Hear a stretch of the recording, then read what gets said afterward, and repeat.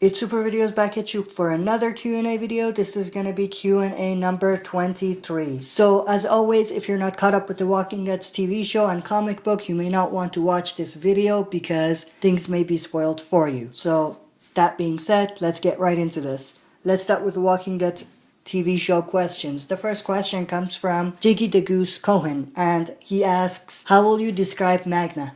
Do you think they have the same personality as Francine? No, I don't. I think Magna is stronger and a more leader type of character because before she got introduced to us, she was with her own little group and she had like a leadership position in that group. So because of that, she has a more leadership personality and she's a stronger survivor overall. For Francine, we haven't even seen her that much. She's only been in like a few scenes. We just know her name as far as what she's like and who she is. I don't think she's as strong of a character as Magna is. And just putting it out there, Jiggy, you keep asking questions about Francine. I don't know why, but I think it's time to move to more interesting and relevant questions. The next question comes from Mohammed Marafie, and he asks, what do you think of The Walking Dead Season 7 plot? Do you enjoy watching the group separated like that, or when the group is together? I definitely like it more when the group is together, but there are times where it's necessary for the story to have them be separated and things like that. So I get why they need to do that sometimes, but I think having some bottle episodes, and I'm saying some, not all bottle episodes, but having some bottle episodes where the story isn't really going forward, I have problems with that. And most of the bottle episodes, as you know, is the group being separated.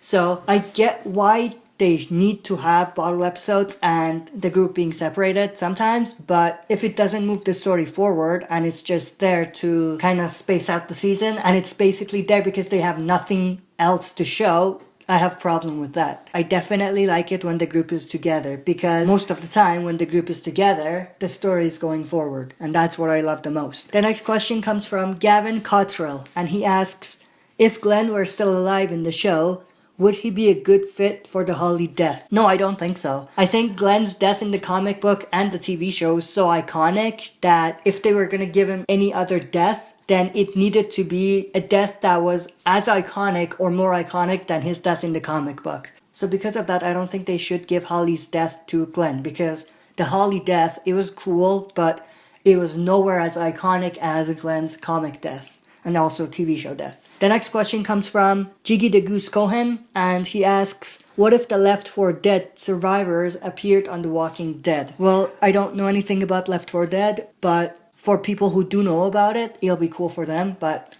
for me, it doesn't really matter to me because I don't know Left 4 Dead. So if I knew about it, and if I watched it, I don't know if it's a TV show or if it's a movie or what it is, but if people followed that, then it would be cool for them. But for me, I don't really care. The next question comes from Stephen Moraga, and he asks, should they bring Morales back? Definitely not. It's way past the time where he could come back to the story naturally, so at this point, if they bring him back, then I lose respect for the writers. The next question comes from TheBlackAntiHero, and he asks, since Abraham was the muscle of the group, who will replace him now that he is dead? Ooh, that's a very good question. I think even when Abraham was alive, Abraham and Daryl were both the muscle of the group. So Abraham being gone, I still believe that Daryl is the muscle of the group. But I think if you add Jesus and Daryl together, that would be the muscle of the group going into this conflict that's going to be coming up. The next question comes from Jiggy Dagus-Cohan, and he asks, will Earl Sutton appear on the TV show? He has already. We haven't been formally introduced to him, but he's appeared on the show. If you look back at Season 6, Episode 10, The Next World, when we get introduced to the hilltop for the first time, right after Rick slashes Ethan's throat, you see a shot of each of the people at the hilltop, and one of those people is Earl Sutton. In terms of when we'll be formally introduced to him, I think that's probably gonna happen after the war, probably after Season 8. Not anytime soon. The next question comes from Clay Brazil, and they ask, do you think it's possible for The Walking Dead to have a third companion show? Yeah, I think it's possible, but I don't think they should do it yet.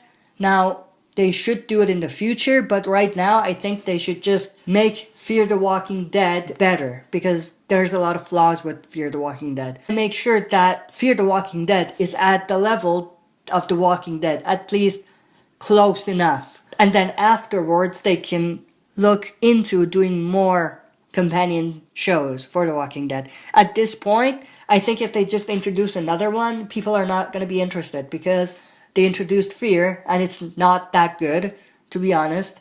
It's good, it has potential, but it's nowhere the level of The Walking Dead. So because of that, if there's another TV show introduced, a companion show, people are gonna look at it as just another Fear the Walking Dead type of show. And they're gonna look at it as a show that's trying to milk the popularity of the original show, which Fear is doing in a way.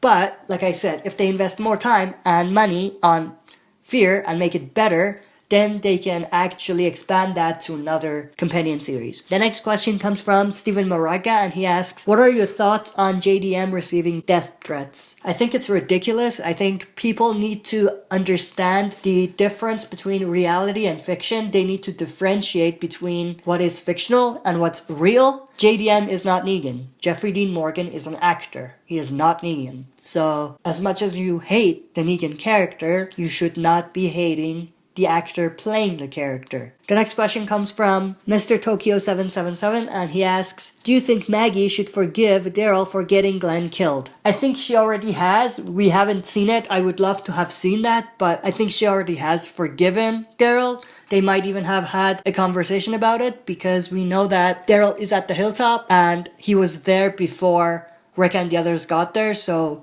he probably had a conversation with Maggie about it. And then you ask another question, will you be doing QAs weekly or when The Walking Dead is on? I definitely will be doing The Walking Dead Q&A questions weekly. The next question comes from Chaos with a 0 instead of an O.